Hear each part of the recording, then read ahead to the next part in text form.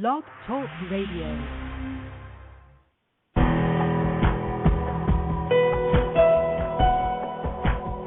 Welcome to our program on Kardec Radio. And now, here's our host, Dr. Vanessa Anceloni. Welcome, dear listener, to Kardec Radio. Today we are here to talk about the healing power of doing good. Yes, there is a survey, there is research talking about it, and we want to know more how this is true. Well, we are going to talk about the cause and effect relationship between doing good, helping others, and good health. And this is something I would say undisputable. And to talk about this beautiful survey that was nationwide in the United States and became actually a book, The Healing Power of Doing Good, we have here the author, Alan Lux, who is going to delight our minds with the beautiful research. And if you want to buy the book, just go to Amazon.com and buy the book, The Healing Power of Doing Good by Alan Lux, and you get to know the beauty of this survey. Well, you know that in Spiritism, we always talk about that very famous chapter 15 in the book, The Gospel According to Spiritism, entitled Without Charity There is No Salvation, in which we recap the need of doing good to others. It's not about anything specific to a cult or religion. It's about an attitude in life. And there is nothing better than that. When we talk about salvation, we're talking about feeling good, well-being.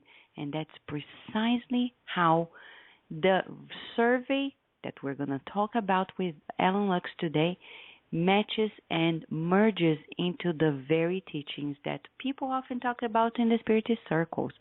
Well, we would like to remind you that on Wednesdays we have the God at Home program with Francisca Kranz and Mackenzie Mello. And you are invited to send them comments, questions, or suggestions. On Thursdays, don't forget, we have Spiritist Talks directly broadcast by Daniel Santos from Spiritist Network.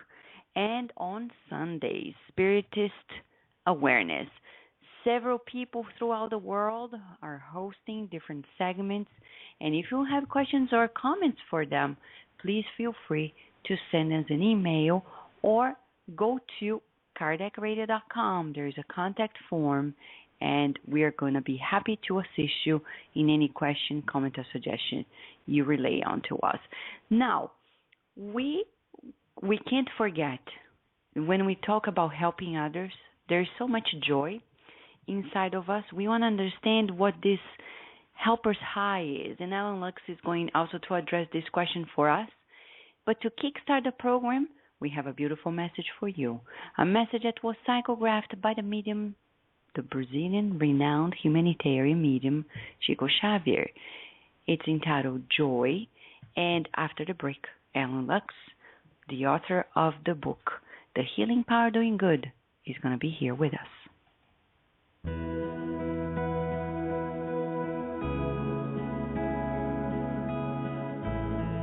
Joy. Joy is the song of the hours when God caresses your passage through the world. Everywhere flowers bloom as smiles of nature, and the wind combs the field's hair with resting music. The water from the fountain is liquefied care in earth's heart, and the small golden grain of sand is a message of joy from the ground. Do not allow, therefore, that your difficulty transforms itself into numbing sadness for others. Even if everything appears to conspire against the happiness that you await, lift your eyes to the smiling face of life that envelops you, and bolster joy wherever you go. Bless and serve always, even among tears. The rose, although subjugated by thorns, still offers its perfume, and sunrise awaits generously for the night to finish in order to renew itself. Daily, in a party of love and light.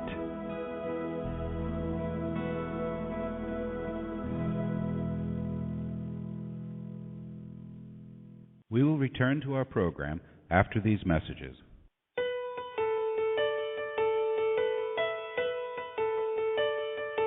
New release, Liberation. In this compelling narrative, Andre Luiz emphasizes the work of high-order spirits in the effort to convert the spirit Gregorio to the good, an effort that culminates with the unforgettable re-encounter with his mother, herself a highly evolved spirit, wherein he surrenders to the irresistible call of love. The book also contains information on how unhappy spirits act as they try to involve incarnates in their wiles.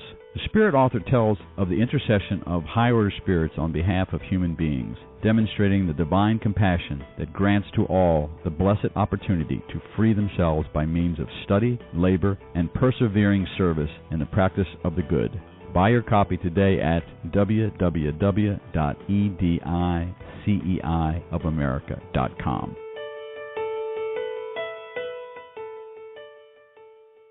Spread the word.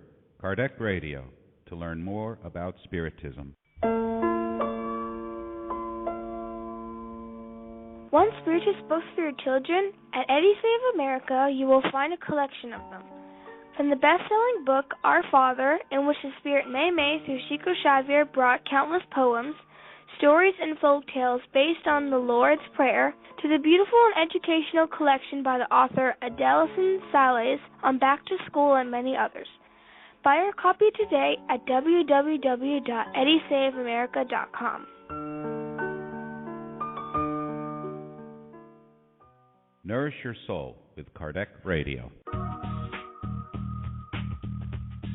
If you missed out on previous shows, no worries. We have an on-demand sections of all previous shows and interviews. Go to our website, www.kardecradio.com.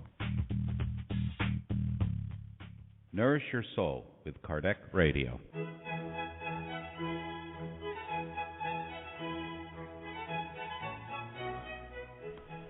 Spiritism for Everyone, the online study of Spiritism. This year with the in-depth study of the book Genesis by Allan Kardec. Join us every Wednesday evening through the web from any computer or mobile device, no matter where you are in the U.S. or the world. Spiritism for Everyone is free, open to all, and requires no registration. For more information, go to www.spiritus.us. Spiritism for Everyone is a program of the United States Spiritist Council. And now we return to our program. Yes, we're going to talk about the healing power of doing good, and this is actually a book that you can buy at Amazon.com, and the author is Alan Lux. He is here with us, and we are honored by his presence. Thank you so much, Alan, for being here with us today at Kardec Radio. You're welcome. Alan, can you please tell us how you became interested in developing such a survey that became a book? I was the head of an organization dealing with health and how emotions can affect health. And I began to read, this goes back to the early 90s, I began to read about research coming primarily out of Scandinavia, some here in the United States and California, called social integration research, which basically found that people who were lonely, lived isolated lives, died sooner. They had a higher rate of mortality. But that people who were involved with others lived longer. But the research was just starting to come out, and the question was, what did it mean by becoming involved with others? And I knew from having done a lot of work, I had been a lawyer in Harlem, and I knew I had been an organizer in very poor areas. I'd been a Peace Corps volunteer. That when I was with other people and helping them, I felt good, but was this part of it? And so we decided to research, and we eventually surveyed a very large number of people across the United States who did volunteering and didn't do volunteering, who did it once in a while, never did it, who had personal contact to those who just donated money or gave clothes. And what we found was that people who helped others on a regular basis, almost on a weekly basis, had a very good feeling, and we can explain what that feeling was caused by, which we called helper's high. And most important, they lived longer. And most important, the health benefits came after they started volunteering. And you did this research nationwide in the United States, right? Correct.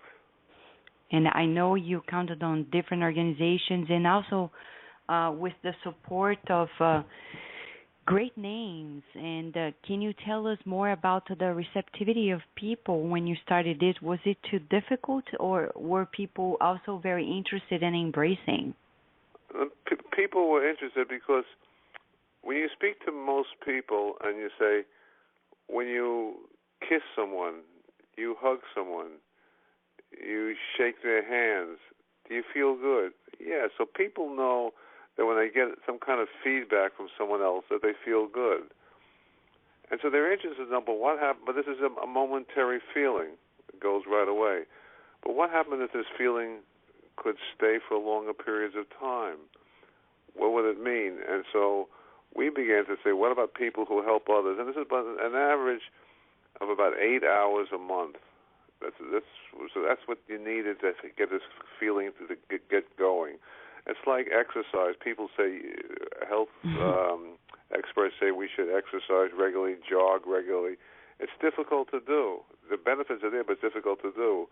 And we found out that people who helped others, and that's about 8 hours a month, on average of 8 hours a month, but critically important, had personal contact with someone they're helping, so they can get some kind of feedback, get a hug back, get a kiss back, get a stroking of the hand back.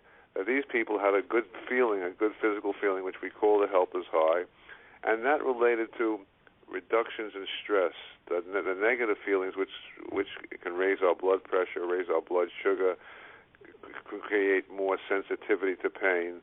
These people had far less stress, and this would lead to longer life. And I think most important to say is my research, which is the first, which came out in, let's say, the early 90s, if that was the only research around, you could say just one more interesting theory. But in 2007, this is critical, in 2007, the United States government puts out a report called The Health Benefits of Volunteering, and talks about, or does cite our research as the first. It talks about now research coming from health institutions, major health institutions and hospitals and universities throughout the United States and abroad, all with the same conclusion that I found. And its final conclusion is that you who get involved in this kind of healthy volunteering, healthy helping, will live longer. And it's incredible. As I travel across the country, I would say 85 to 90%, so only 10% are aware, 85 to 90% are unaware that the federal government has already brought out this research, and they compare it to stopping smoking, compare it to exercise, they compare it to good nutrition. It's having an impact on your health. But Americans remain overwhelmingly unaware that this research is not just my study or one study, but it's throughout the country now, throughout the world, that this research is there. Help others on a regular basis, have personal contact, you'll have less stress, and you're going to have less health problems. It's not a grandmother's tale. It's not something we hope to do. It's real. And people can just go on there, Google the 2007 report, the health benefits of volunteering from the United States government, and they will see it's there. But for some reason, it's an uphill battle to convince Americans that this research exists. But what about those people that they say, I'm becoming, overwhelmed because I help too much? Did you come across anything specifically related to that? It's a very good point. It's a small percentage, like 1%, but there is a small percentage of people who, when we studied helping, said, what do you mean helping helps me? Helping, exactly what you said, I feel overwhelmed. My stress means the feeling of being out of control. My stress goes up. Now, most of these people were in what they call have-to helping. They were taking care of very often an unhealthy, ill relative or a neighbor or someone. They had to help this person, and they didn't have other people to help them. And that's critical. So in these people, when they have to helping, their sense of control over life was decreasing. And stress, as I'm repeating myself, but the definition of stress is a loss of control. So those people who had to help others, had no one there to help them, yes, they did report that helping was hurting their health. Very often people will come to me or call me up, and they'll say, I'm not good at helping. I say, how can you not be good at helping? It's one of the most basic things in life. It's the fire would go out in front of the caveman's cave if we weren't geared to help each other. Mm-hmm. And I give an example from the book. 2 women go into a nursing home, and the room is a room of 4 beds and a lot of women, all women, and each one goes to a different bed, and they read to them the newspaper, and they read to them from the books, and they hold their hands, and afterwards the 2 women talk, and they go out of the room, and one woman says, "This was the best thing I ever happened to me. I hold this woman's hand, I stroked her hand, I never felt so good."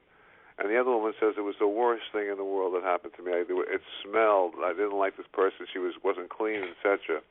And people like that will then call me up and say, "Alan, I had an experience that helped in someplace, and I felt terrible. I'm not good for helping." Wrong, wrong, wrong. And it's that we all help. We all deal with people differently.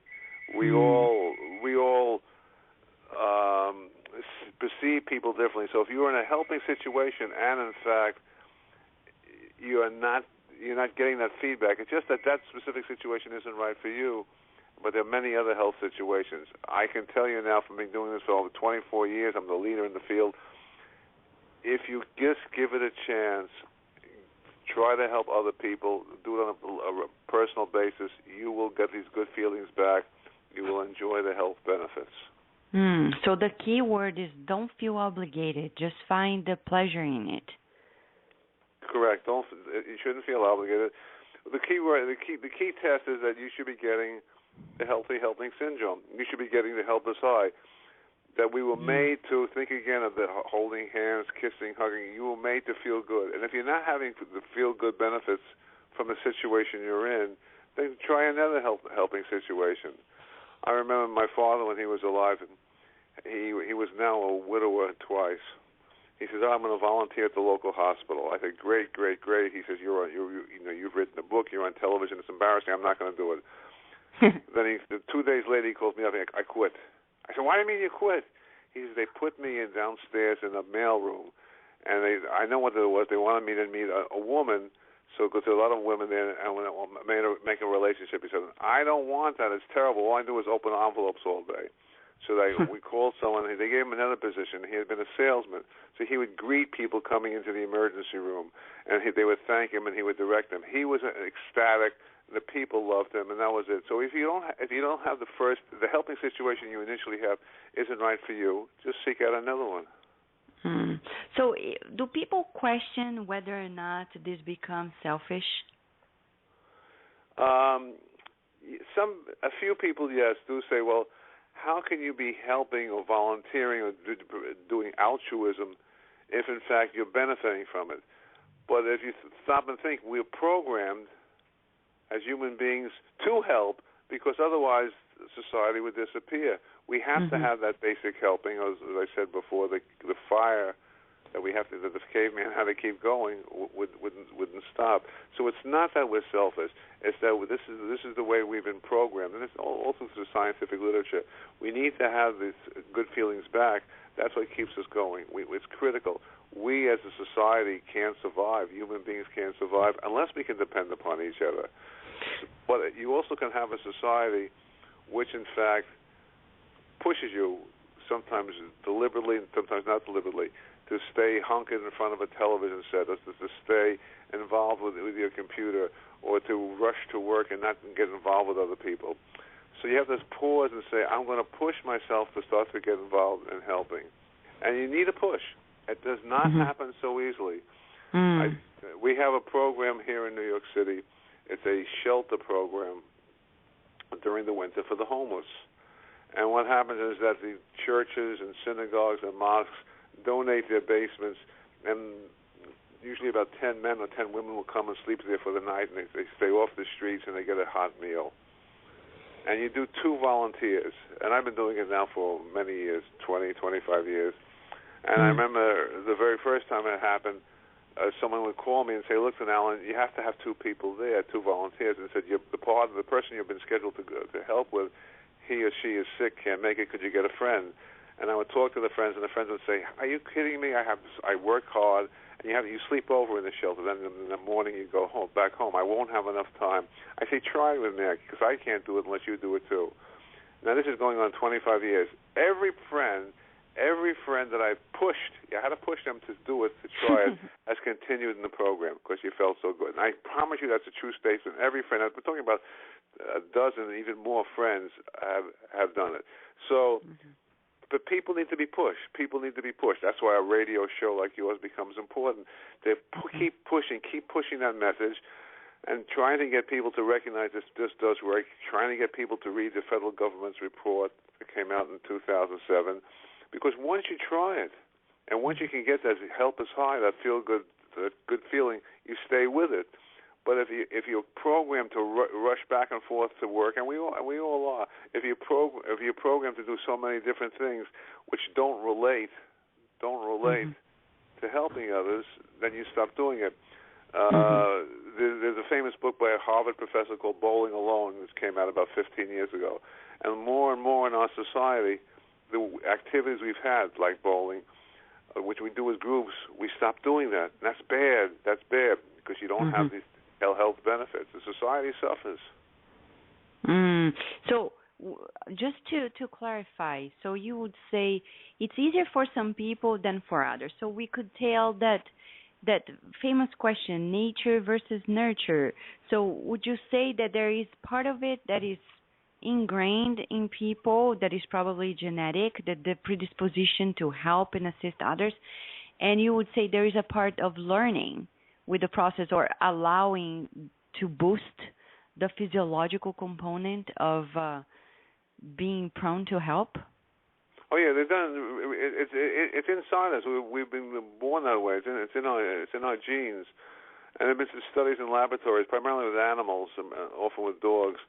And you take 2 dogs, and all of a sudden when they get close to each other, you see their tails wag, much faster, etc. Because they're happy. This closest is happiness, and they measured what is in the bloodstream that happens to the dogs during this happiness. And it's the release of the endorphins, the same release of the same chemical, body chemical, that people cause the high, the so-called runner's high.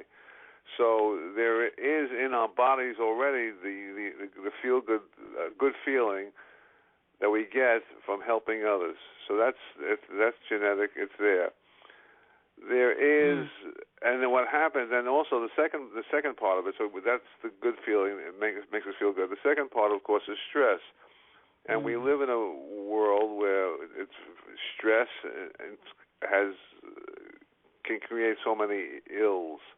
And we know it raises our blood pressure. We know it raises our blood sugar. We know it makes us more sensitive to pain. We know it exacerbates inflammation in our body. So we're not saying this is going to cure the common cold, but continued stress, underline the word continued stress in a person creates bad health problems.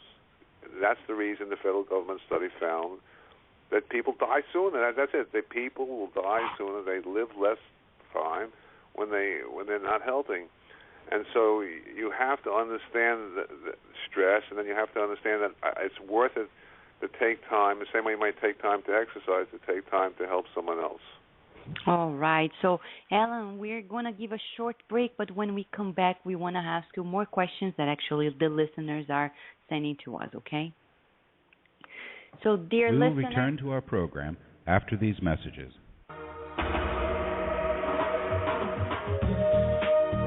Getting to the Light, Spiritist Therapy for Discarnate Spirits is a small book that offers guidance to Spiritist practitioners and Spiritist counselors. Purchase your copy at www.ssbaltimore.org.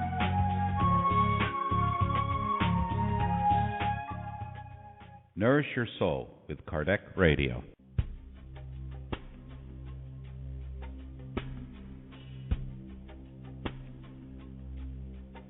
If you missed out on a previous shows, no worries. We have an on-demand section of all previous shows and interviews. Go to our website at www.kardecradio.com. Spread the word. Kardec Radio, to learn more about Spiritism. Help prevent suicide by reading and sharing these books with others. 2 great books are available to help in this Kardec Radio campaign to prevent suicide. Suicide, All You Need to Know, by the international Spiritist speaker Richard Simonetti. You can buy your copy at www.roundtablepublishing-uk.com. Also, Memoirs of a Suicide by the medium Yvonne Pereira. Buy your copy today at www.ediceiofamerica.com.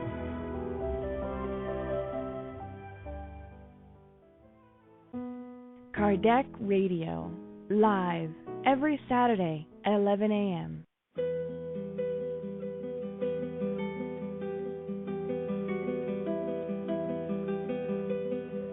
Kardec Radio now offers more programs during the week and weekends.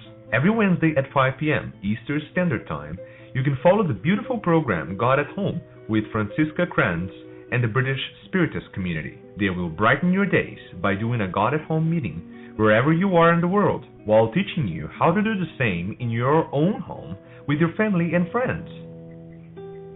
Every Thursday at 7:30 p.m. Eastern Standard Time, you will hear incredibly inspirational Spiritist talks directly broadcasted by Spiritist Network. They will be true educational moments to carry out to immortality. Every Saturday, live interviews, Bridging Health and Spiritism with the host Dr. Vanessa Anceloni. You may ask questions to the interviewed guests by calling 858-769-4705. And every Sunday, tune in to Spiritist Awareness at Kardec Radio. You will hear a series of segments on a diversity of Spiritist topics. Kardec will broadcast the Spiritist Moment with Kirsten DeMello, the reading of the Spiritist book by John DeRosa and Steve Shepard, Spiritism in Your Life with Drs. Marco and Joyce Magalhães, Spiritism and the Gospel with Luis Sergio Marotta, Spiritist Education for Youth and Children with Bernadette Leal, Spiritist Music with James Marotta, Neuroscience and Spiritism with Dr. Vanessa Anceloni, and many more segments coming soon. Enjoy it all and nourish your soul with Kardec Radio.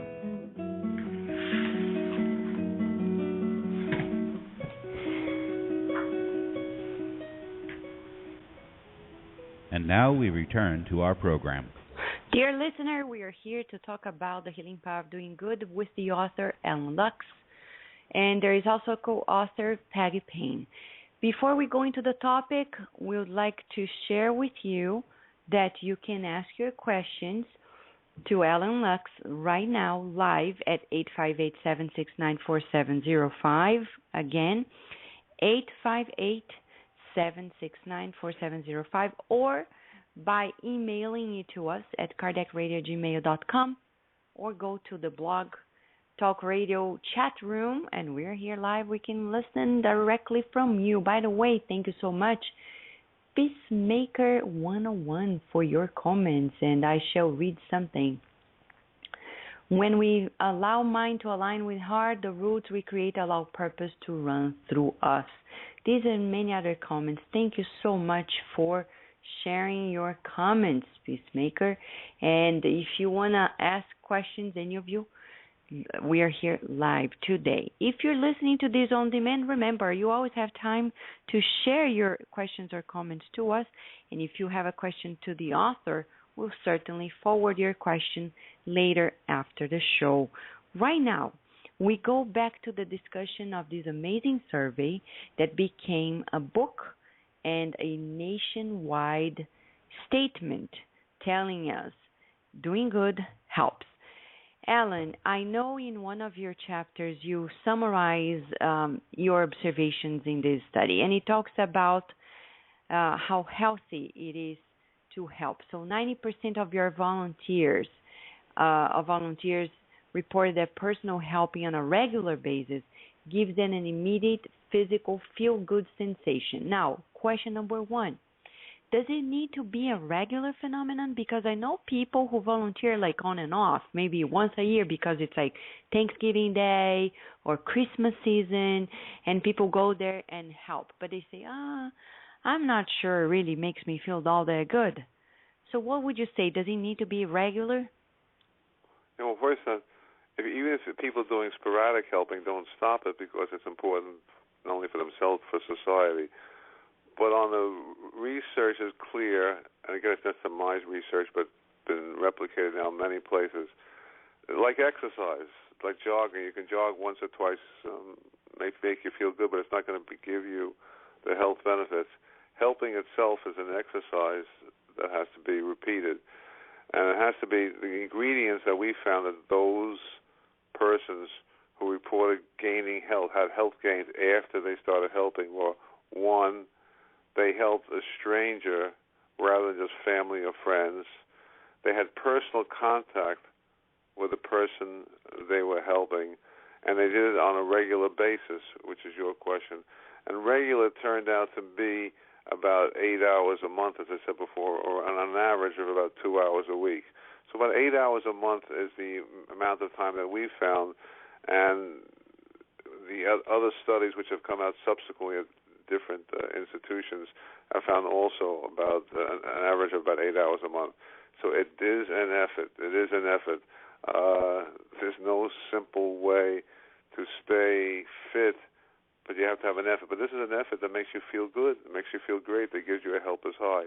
If you try it, you will get hooked. So when you talk about the helper's high, you talk in your book about a two-component situation for the helper's high. Can you explain to us, please, what is this phase 1, phase 2 of the helper's high effect?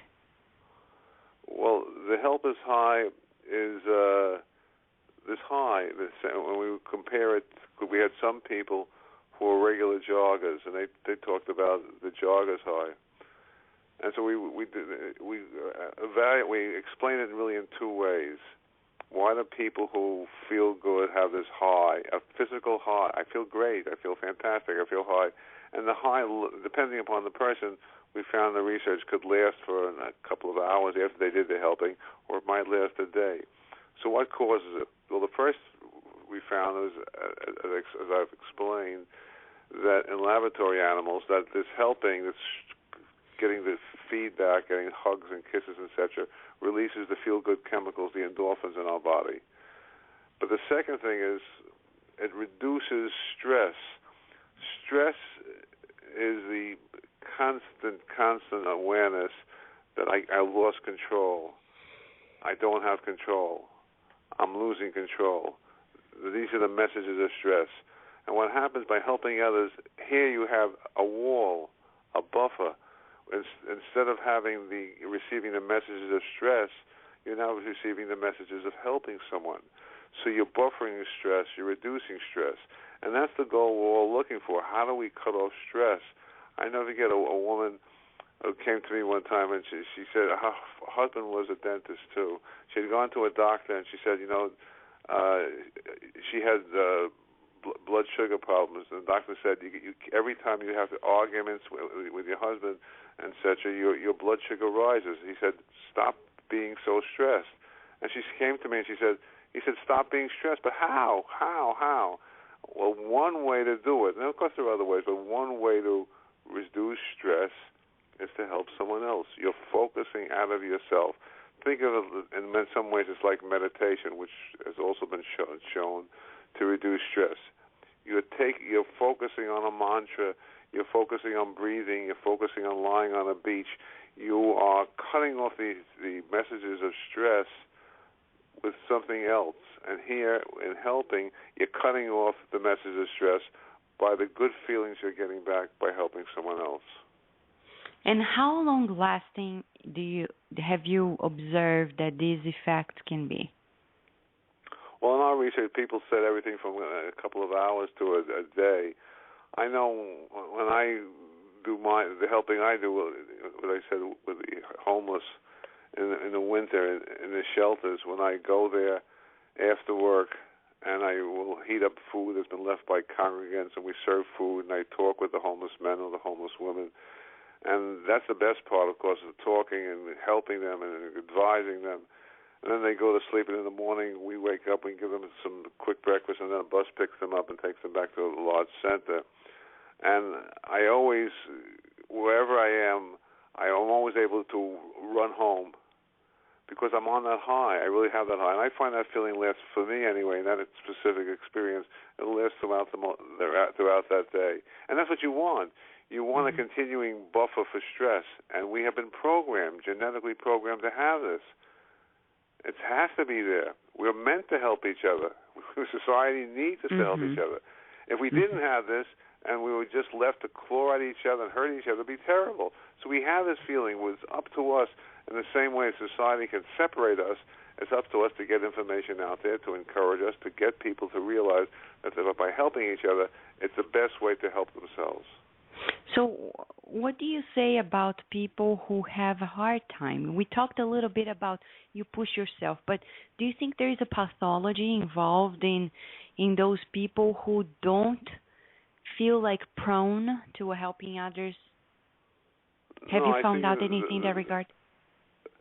No, those people who, well, the research says and has found that people who live alone, stay alone, watch a lot of television, they don't have less stress, they're not relaxed, they have more stress. So doing nothing is not a way to reduce stress. Stress is an unnatural state of the human being. You shouldn't be having stress. Stress is there when you don't have control. It makes sense that people living alone have the most stress, and people who deal with others would have the least stress. So the question becomes, how do you find a way to deal with people on a regular basis that reduces my stress, that makes me feel good? Helping others, volunteering, whether it be done in a formal volunteering organization or an informal way, just helping someone in your community on your own. That gives you the good feelings. And you talk also about the fact that if we remember, you talk about that 8 out of 10 volunteers, if they remember that they are helping scenario and that caused them healthy feelings. So you would say this is a very strong memory that sticks to the body and can still release probably some molecules that continue to give us the helper's high in some way. Is that correct? There have been many interviews with joggers, and joggers who say, I jogged, I felt a runner's high or a jogger's high, and for the rest of the day I felt so good and relaxed. And so it's obviously that this release of a good feeling in our body, we were meant to have this good feeling because we were meant to help one another. We were meant to have this good feeling because we were meant to do some exercise. We're programmed to have certain good feelings because our bodies, nature, wants us to have them, so we'll do certain behaviors. But then society comes in and says, hey, hold it. Society says, forget about these good feelings. It doesn't say forget about these good feelings, but it rushes you into doing certain things, and you forget about having these good feelings. You want these good feelings. Your body wants them, and your society needs you to have them, but your body wants them. Your body craves these good feelings. You should be having these good feelings. You should not be stressed. But we have to get the messages out there that this is not hopeful, but this is real research. And what about when you found, I think one of the most striking parts of your, the findings you shared in the book is that the more you volunteer, the better it is for you. So there is no like, oh my gosh, I'm doing too much. It's like, if it's good for you, just do it as much as you can because it really makes you feel better. Is that what you found out? Well, yeah, we said the people who had the 8-hour average a month or 2 hours, it doesn't have to be every week, but who average 8 hours a month, they were the people that are more fine. But we found that 8 hours a month would give you the help is high, the good benefits.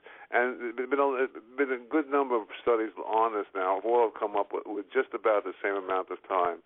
So 8 hours, people can think about it, 2 hours a week on an average, that's a lot of time. It is a lot of time. But people are supposed to exercise and do at least 2 hours or more a week. It is an effort. People always say, where am I going to get the time? We don't think it's that much time, but unless you put in that time, and you're right, it's critical, you're not going to get the health benefits.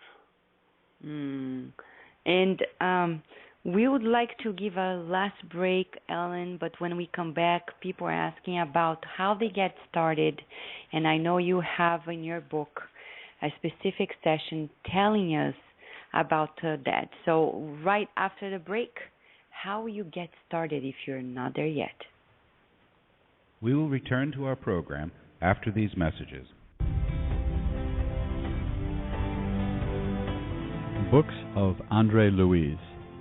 Through the hands of the most prolific medium of all times, Chico Xavier, the spirit doctor Andre Luiz wrote a series of books that unveil the mechanisms of life and life after life. From the best-selling novel No Solar, Our Home, to And Life Goes On, the reader will find illumination for a fulfilled life on Earth as well as immortal happiness. Check the many titles available at the international distributor, EDI CEI of America. Their website is www.ediceiofamerica.com.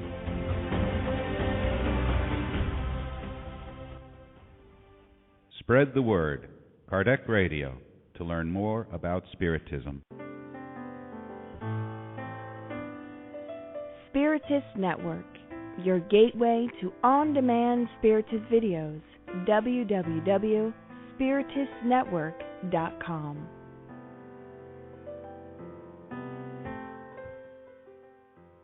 Nourish your soul with Kardec Radio.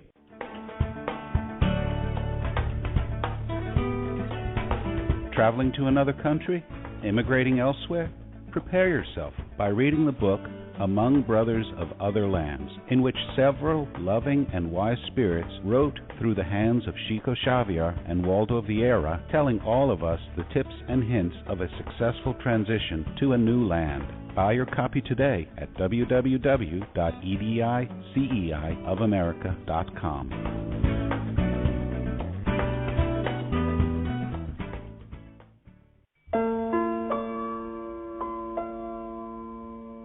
Do you want Spiritist books for your children? At Edicei of America, you'll find a collection of them, from the best-selling book Our Father, in which the Spirit Mei Mei, through Chico Xavier, brought countless poems, stories, and folk tales based on the Lord's Prayer, to the beautiful and educational collection by the author Edailson Salles on Back to School and many others. Buy your copy today at www.ediceiofamerica.com.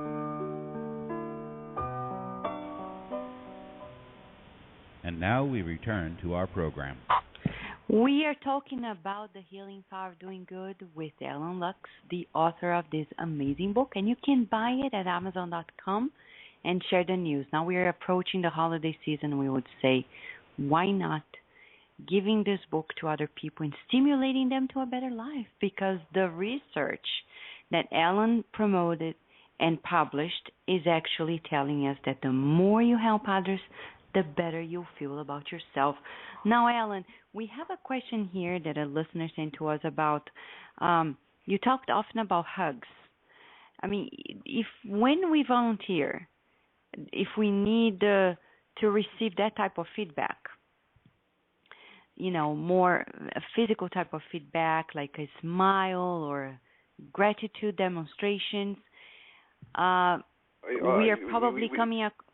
we're probably coming across like cultural impediments here. For example, in the United States, there is an issue regarding like hugging and being more, expressive of our feelings. So what would you say? Do we depend on that gratitude demonstration for us to feel good about? We do. It's a good question. But yes, we do depend upon getting the feedback, the reinforcement, the messages that we know we've helped. And all we do is just a thank you.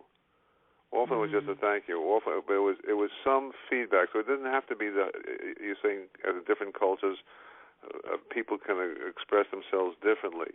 So it could be a smile, it can be a hug, it can be a thank you. It can be simply saying, I hope you'll come back the following day. But there was some form of feedback that the person knew that he or she was appreciated. I was, for many years, almost 20, the head of an organization that helps young people called Big Brothers, Big Sisters in New York City. And very often these kids are single-parent homes. The kids have been in trouble, and we'd give them a volunteer. And the volunteer would go with the kid, and the kid wouldn't even look at him the first time. Because they're different ages, often different races, different cultures, different income groups, and the kid would turn away, etc. And we would say to the volunteer, "But why do you continue?" Because I feel good. But what feedback are you getting? He says, "Because I know I could see that kid smile." The kid, when I tell the kid I'm going to call him in 2 weeks, he said the kid smiles and says, "I want you to call me." So you do need the feedback, but most of that we really did not have problems with people saying they were getting that they didn't get the feedback. But it's true that just like the Big Brothers and Big Sisters, very often the feedback will just maybe be, "Please call me next week" or something like that. It's so interesting. I think this question that was made reminds me of certain situations in which we brought volunteers to different organizations, and depending on where we were, either in Baltimore City or elsewhere, they came back to me and said, "Vanessa, I don't feel people are like we're really making a difference there, because sometimes, these shelters, they really take for granted. They're like, there are so many people volunteering, or sometimes their life is really so terrible that they really lack the gratitude." And I keep telling the volunteers, look, it's your exercise to see the goodness that you're doing, and understanding that these people, they are really suffering. Otherwise, you wouldn't be here. So one thing we found, one thing we did find is that group volunteering, which is important in coaching a baseball team or a basketball team, did not give you the feedback. You really needed to do it one-on-one or one-on-two people. So reduced to on an individual level, it's easy to get feedback. But what you're saying is true. When you help a group of people, or something I do with a large group at Christmas time and Thanksgiving time, of giving out food, serving turkey dinners, etc. It's hard that you feel good yourself. You don't really get that feedback. We're talking about getting a real feedback that goes into you, and that the research shows it really means being one-on-one or one-on-two. So probably like smaller groups or pairs, because some people, they tell me I can't go by myself. So in this case, now let us talk about getting started. If people want to get started and they feel like shy by being by themselves, maybe pairing up with somebody else would be a way. What other tips would you give for those who are listening to us and want to get started in volunteering and helping others? Well, one of the first, pairing up is a very good idea. What the person who's thinking of volunteering is, what is important to me? Now, you may have had a health problem in your family, or someone else may have a health problem. So one of the first ways to do is to look up the health problem, Google the health problem, or look in your phone book, if people still use phone books. But Google the health problem, and you'll say just ask for volunteer opportunities, and there are different coordinating organizations that will come up. They'll ask you for your zip code, and they'll give you volunteer opportunities with that health problem. That's the first thing. Now, let's say you want to get involved in social problems, poverty, kids who are helping older or younger people in education, and literacy, etc. You can do the same kind of volunteering, same kind of research. Doing it with another person is a good idea. But the research does say that if possible, the two of you can go to a hospital, and very often for seniors especially, seniors want to help in a group.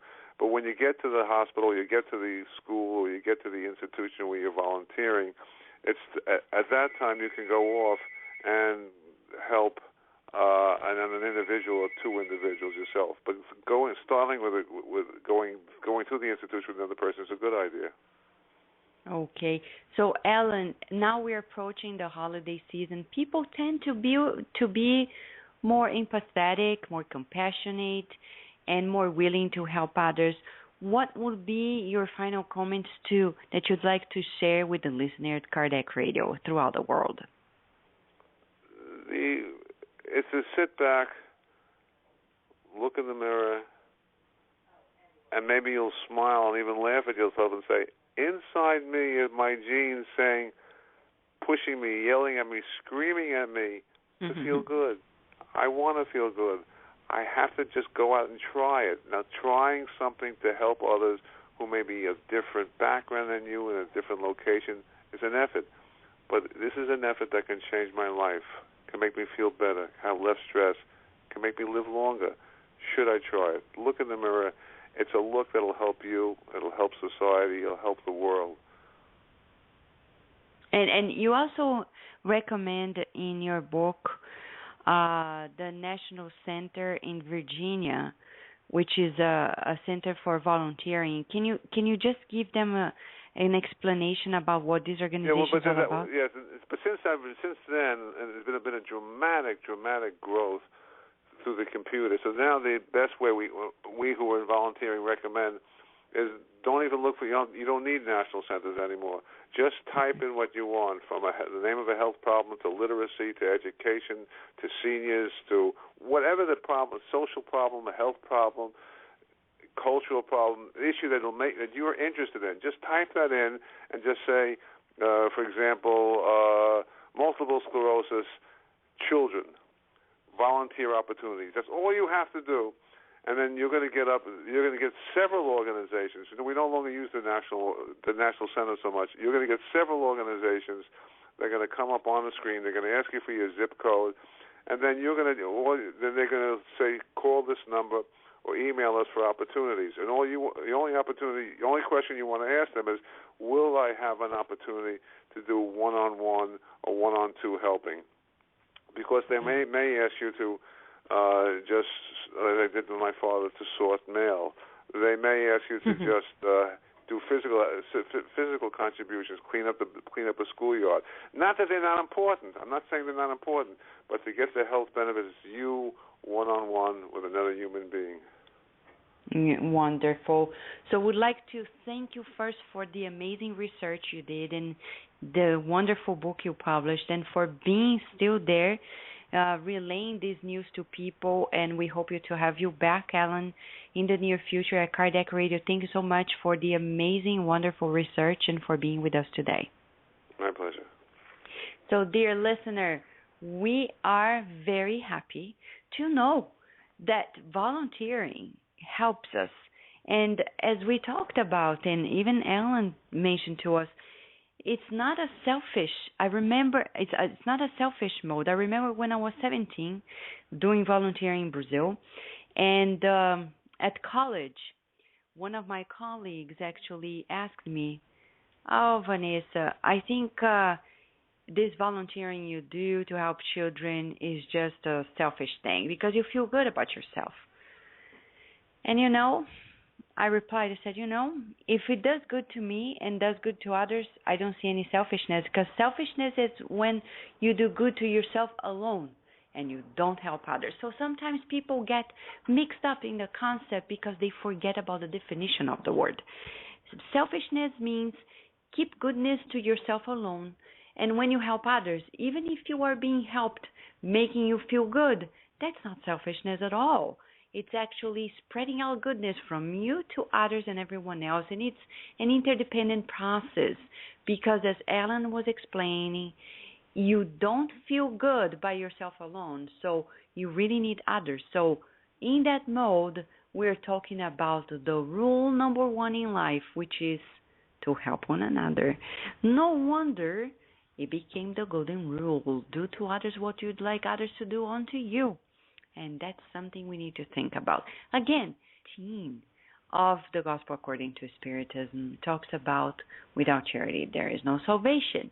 And here we come with science bringing to us the news that it is true.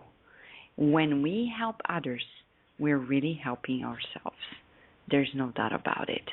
And Chico Xavier brought this teaching to us when spirits came, such as André Luiz, telling us in the book No Solar that when we help others, we have advocates that will help us in the future.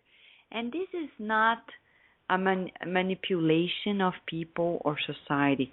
It's really, as Alan said, a movement that comes from our own nature outwards.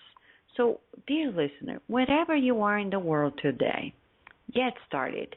At least 8 hours a month helping others in some way and form. Nowadays we have internet. Google helps everyone. Google it. Google what you want to do. And I am sure you're going to find something that you're going to feel rejoiced and also healthier. Look at Divaldo Franco. He's 86, traveling all around the world, all volunteer-based. He doesn't charge for his talks, for his counseling, for his mediumistic work.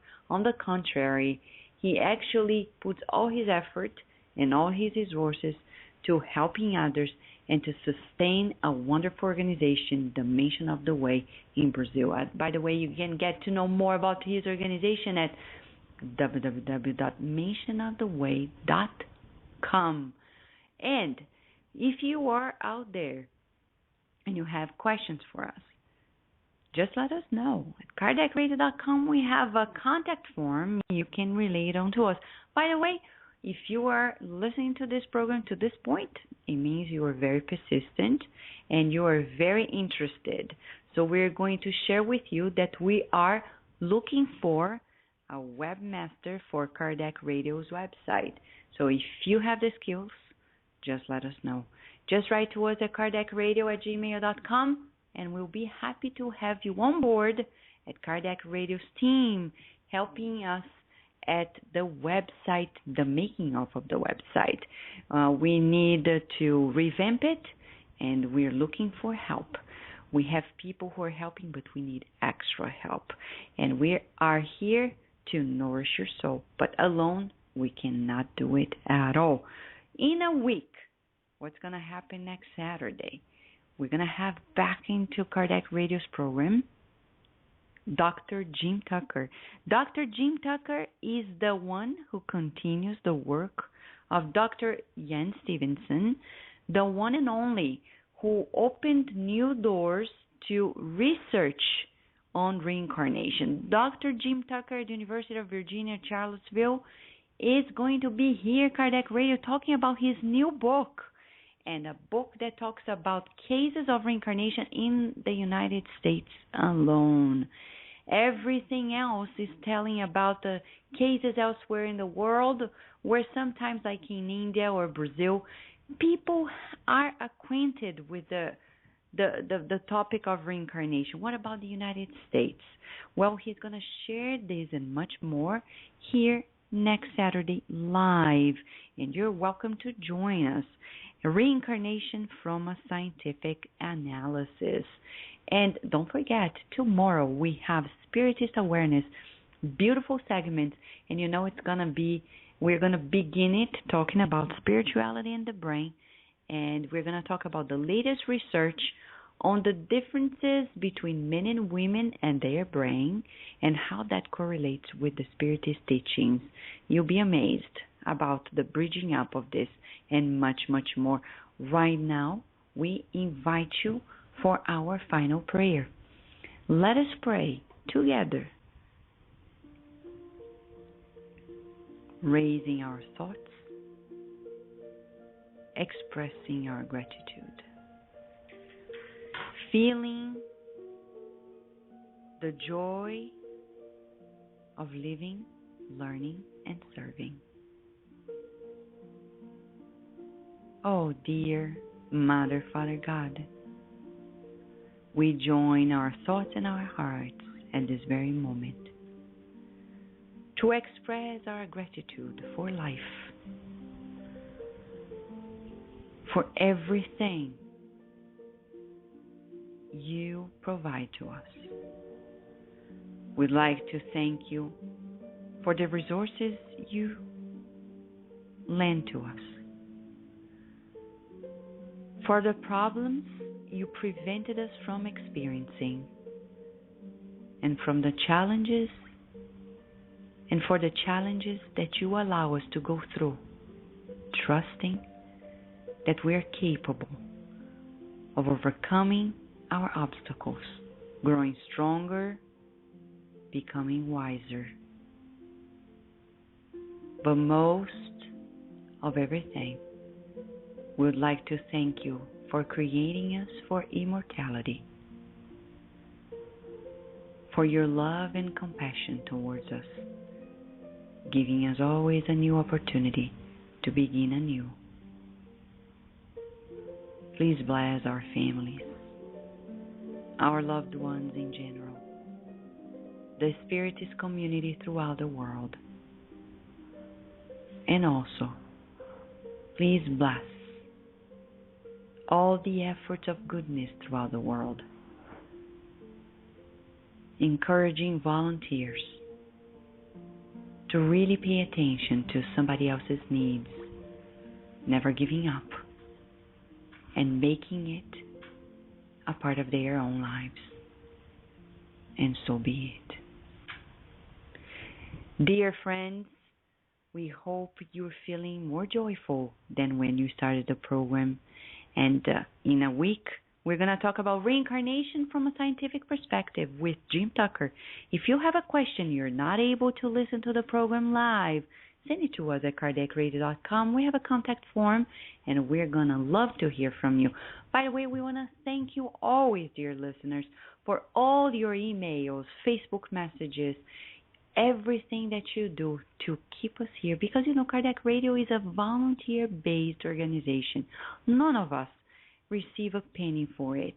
And we count on your support, helping us, spreading the news, sharing the news that Kardec Radio is here to nourish your soul wherever you are in the world. We wish you lots of blessings, and until next time, feel the joys of being connected to God always.